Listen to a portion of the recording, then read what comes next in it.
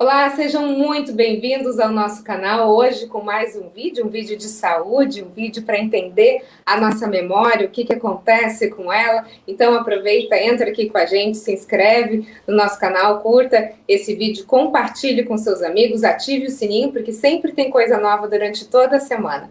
E o meu convidado de hoje é o neurologista, Dr. Leandro Teles. Tudo bem, doutor? Seja muito bem-vindo. Tudo ótimo, é um prazer falar com você, Roberta. Estou à disposição. Vamos discutir esse tema que é tão importante, preocupante em alguns contextos, né? A gente se esquece muito das coisas, né, doutor? E uma das frases que a maioria das pessoas utiliza é: antes que eu me esqueça, deixa eu falar alguma coisa. Antes que eu me esqueça, inclusive, o senhor tem um livro com esse título, né? Por que a gente fica, às vezes, com aquela sensação de angústia, de agonia, de ter que fazer logo antes que a gente se esqueça?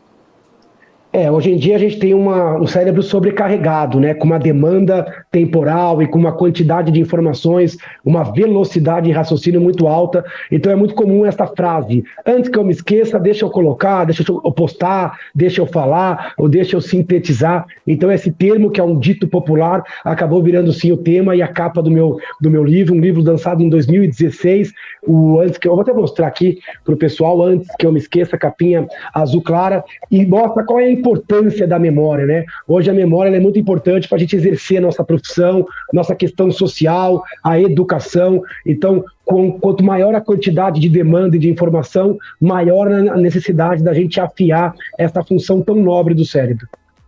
E quando que um problema de memória, esquecer todo mundo esquece, né? Acho que faz parte do ser humano. Uma vez na vida a gente esqueceu alguma coisa.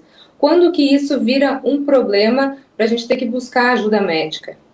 Primeira colocação perfeita: o esquecimento faz parte do processo, o cérebro precisa esquecer aquilo que é traumático, aquilo que é irrelevante. A gente tem um bombardeio e cabe ao cérebro, propositalmente ou involuntariamente, em alguns casos, filtrar este universo e escolher quais memórias que a gente vai carregar para o futuro. Então é normal, todo mundo tem bugs de memória, tem falhas. Agora, se essa falha está repercutindo na sua qualidade de vida, se essa falha tem piorado a sua qualidade, o seu rendimento no trabalho, nos estudos, aí é hora de procurar um médico.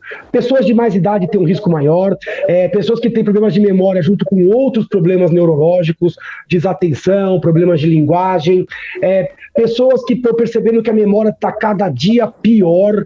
Essas pessoas têm que procurar ajuda, até para receber diagnósticos da parte neurológica, mas mesmo para fazer uma investigação sobre problemas emocionais, sono, hormonais. Muitas doenças e muitos probleminhas podem levar à queixa de memórias. Você tocou num ponto agora, que é a questão do sono, e o sono é importante para uma série de fatores, né? Agora, para a gente entender a questão da memória e como o cérebro funciona, quando a gente dorme bem, o que acontece no nosso cérebro? Porque eu percebo que quando eu não durmo bem, de manhã cedo eu tenho rádio, as palavras faltam. Fica procurando palavra e ela não vem. Isso é falta de sono? Isso pode ser falta de sono. E aí não é só o sono. Tem o sono, o descanso, as férias, o final de semana. O cérebro ele precisa de tempos em tempos baixar um pouco a sua rotação. O sono é importante duplamente, Roberta. Primeiro, porque dormir bem prepara a gente para o dia seguinte. Então, se a gente dorme mal, no dia seguinte você vai estar distraída, vai estar pouco criativa, vai estar com mais esquecimento. E tem uma outra questão, que o sono, ele organiza as memórias do dia anterior. Então, quando você trabalha durante o sono, na fase REM, você vai organizar, vai fazer uma faxina cerebral e colocar as informações nas gavetas certas. Então ela é importante para organizar o passado, e o sono também é importante para preparar a gente para o dia seguinte, para os dias subsequentes, tendo uma ação dupla no benefício e no controle da memória. E como o cérebro, então, organiza essas informações, doutor? Como é que ele escolhe o que vai fixar e o que vai despejar para o lixo? Essa pergunta é muito boa, e talvez aí esteja o pulo do gato, né? O cérebro ele pode fazer isso de propósito. Se eu for lá e avisar ele: olha, cérebro, essa informação é importante. Como que eu posso fazer isso? Né? Exatamente. Você pode... se você colocar uma bandeirinha em cima da informação, destacar, amplificar, criar uma imagem mental, mudar o tempo de envolvimento ou revisar essa informação com frequência, você consegue fazer isso propositalmente. E a gente tem que fazer isso no dia a dia. Avisar o cérebro: opa, para parou, essa informação é importante. Vamos trabalhar, vamos transformar a informação para que o cérebro fique seduzido por ela e fixe no cérebro, né? Agora, se você não fizer isso propositalmente, o cérebro vai tentar usar os critérios automáticos. E para o cérebro, o que ele acha que é importante? Aquilo que é emocionalmente significativo, aquilo que é trágico, cômico, que destoa do ambiente, aquilo que é muito repetitivo, aquilo que é muito intenso, aí o cérebro se apaixona mais. Só que nem sempre a informação importante vem com essa roupagem. Às vezes ela vem na salada da vida e a gente não percebe que aquilo é relevante. Então é muito importante desligar o piloto automático e ter um envolvimento com a informação no momento da vivência. Aí você vai aumentar a chance de fixar o que é importante e de esquecer o que é irrelevante, ou o que não é importante. A gente tem uma brincadeira que eu acho que é bullying contra a minha pessoa aqui em casa, porque eu realmente não consigo lembrar de filmes, de vídeos. Eu vi, por exemplo, uma série que tinha, nem lembro, mas eu acho que umas 5, 6, 9 temporadas. Já esqueceu a quantidade de temporadas. Tá indo bem. Tem um mês que eu acabei essa série. E eu falava, põe lá na série da loirinha, porque eu não conseguia lembrar o nome da série, que eu vi 9 temporadas da mesma série. Por que o meu cérebro não fixou esse nome? Porque isso passava batido, alguém acionava para mim. Queria entender como é que a gente faz essa escolha. Essa escolha ela depende de vários e vários fatores. Essa informação provavelmente você não esqueceu, Roberta, só que você não conseguiu acessar, então teve um lapso, um bug. Logo depois que alguém contou o nome da protagonista da série, provavelmente aquilo voltou. Mas tem pessoas que geneticamente já têm uma dificuldade maior de fixar nomes, rosto. Tem gente que vê 2, 3 vezes o mesmo filme como se fosse a primeira vez, né? Ou que só percebe que já viu o filme lá pela metade do filme, quando aparece uma cena clássica. Então existe uma variação que é genética, que já é da pessoa, mas também pode ser a fase da vida. Quando você está mais estressada, quando está mais cheio de coisa na cabeça, quando passa por fases emocionalmente mais instáveis, também você pode ter alguns lapsos que antigamente você não tinha. Esse processo de rastrear a informação e de trazer à tona, isso varia. Teve uma época que teve uma vez que eu dei uma entrevista e estava um pessoal da família Lima, e aí um dos músicos da família Lima falou assim, nossa, a minha memória musical ela é muito boa, mas a minha memória para números e para nomes ela é péssima. Então depende um pouco também da cultura, de como a pessoa foi estimulando o cérebro, depende da genética. Então algumas pessoas têm uma hipermnésia, uma facilidade maior, e tem pessoas que já têm a memória um pouco pior e já são conhecidas por serem mais distraídas ou cometerem algumas gafes na memória, né? Exatamente isso. Uma pessoa que a gente fala, a pessoa é muito desligada, quer dizer que ela vai ter talvez uma memória um pouco mais solta, a gente pode dizer assim, para não dizer falha?